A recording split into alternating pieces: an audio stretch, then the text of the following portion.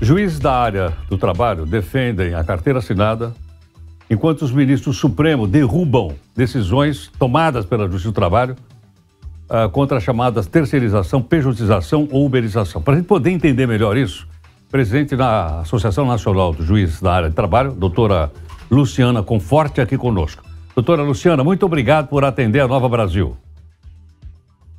Eu que agradeço a oportunidade. Muito bom dia a todas e a todos. Doutora Luciana, nós que somos leigos no assunto e acompanhamos o dia a dia, ficamos surpresos com essa decisão do Supremo Tribunal Federal. Os juízes também?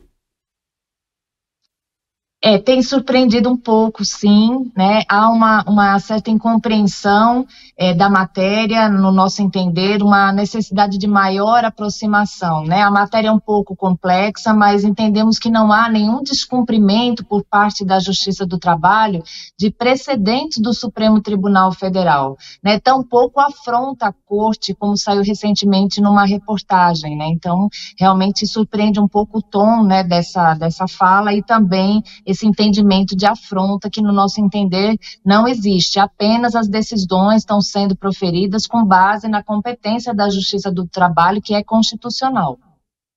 Então, doutora Luciana, então como é que fica a situação? Vale ou não vale as ações que, por exemplo, tentam conseguir uma relação trabalhista? Pessoa que era muito importante essa sua... Perdão, por favor. Não, pode falar. Então, vale ou não vale? A pessoa trabalha durante algum tempo com contrato de trabalho, bate na porta do juiz de trabalho e pede vínculo empregatício. Pelo que eu entendi da decisão do ministro Alexandre de Moraes, não vale. E como é que nós ficamos? O que é muito importante a gente esclarecer é justamente isso que você pontuou. A Justiça do Trabalho é competente para relações de trabalho em geral. Então, podemos ter um vínculo empregatício naquela situação ou apenas uma relação de trabalho, como um autônomo, por exemplo. E justamente essa é a competência da Justiça do Trabalho. O que tem ocorrido é que o Supremo Tribunal Federal, nessas decisões em reclamações constitucionais, tem entendido que essas decisões da Justiça do Trabalho estão violando um precedente que diz que terceirizações de atividade fim, né, são lícitas, e que nós, a Justiça do Trabalho, desconsiderando esse precedente, mas não é o caso, porque nesses casos da Justiça do Trabalho são analisadas as provas caso a caso. Então, se entender que determinado caso houve um contrato de emprego, porque ele tem requisitos previstos na legislação, aí sim reconhece o contrato de emprego, e em outros pode ser que não exista aquele contrato de emprego. O mais importante é nós preservarmos a competência da Justiça do Trabalho para analisar essas ações, se há ou não há um vínculo de emprego naquele caso, né? E a grande matéria que eu acho que tem que ser entendida é a questão da pejotização, né? O que é a pejotização? É quando determinada pessoa física constitui uma empresa para poder ser contratada por quem detém aquele serviço, né? E isso não consta da decisão da terceirização, do precedente do Supremo Tribunal Federal. Aquele precedente, ele diz que é lícita a terceirização quando uma empresa contrata outra empresa para prestar serviços especializados. E nesses casos todos das decisões do Supremo, eram pessoas físicas que constituíram empresas para poderem trabalhar naquela situação. E aí, no caso concreto, houve a produção das provas e se entendeu que, na verdade, aquilo era um vínculo de emprego, havia um mascaramento, digamos assim, né, por meio de uma empresa que, na verdade, só foi constituída justamente para afastar aquele vínculo de emprego. Agora, doutor Luciano, então, como é que fica a situação? Essa decisão ainda pode ser avaliada pelo plenário do Supremo?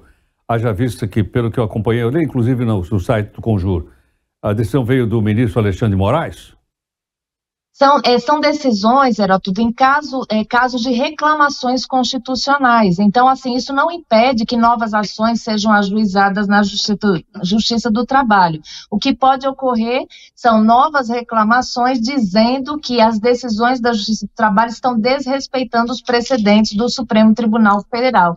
Mas é esse trabalho que a Associação ANAMATRA, que é a Associação Nacional dos Magistrados do Trabalho, da qual eu sou presidente, tem de essa aproximação que eu tenho falado desse maior diálogo para demonstrar que não é um desrespeito às decisões do Supremo Tribunal Federal, são situações distintas e que nós precisamos desse diálogo institucional para demonstrar que os trabalhadores e as trabalhadoras têm na Justiça do Trabalho, por uma competência constitucional, a porta aberta para discutirem suas relações de trabalho, podendo ser vínculo de emprego ou não, né? E essa questão da pejotização é a grande matéria que nós precisamos fazer essa aproximação. Não é só porque existe um contrato escrito dizendo que aquilo não é vínculo de emprego, é que não será um vínculo de emprego, porque como nós sabemos, podem existir muitas situações em que, naquele caso concreto, existe um vínculo de emprego, apesar de haver um contrato, um papel,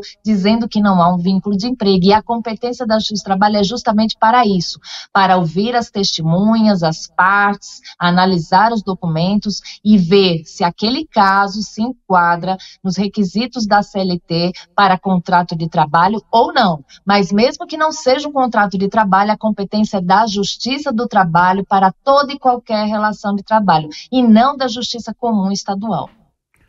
Doutora Luciana, então não se corre o risco de ter novas decisões da Justiça do Trabalho, no seu grau máximo, no Tribunal Superior do Trabalho, ser modificada pelo Supremo Tribunal Federal?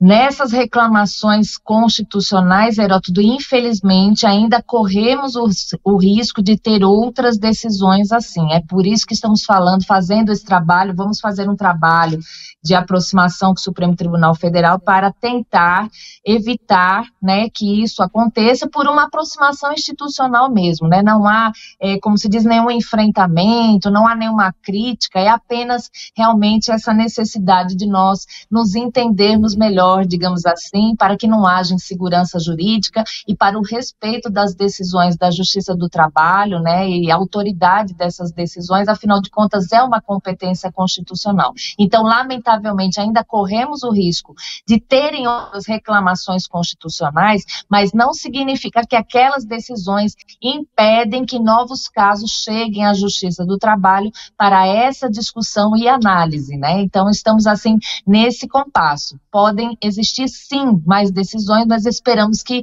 consigamos nos aproximar para evitar que esses casos ocorram.